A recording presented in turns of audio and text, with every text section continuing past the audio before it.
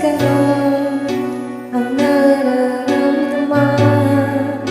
Ang laging nasa isip ay ikaw. Kahit na nga sa mga paligid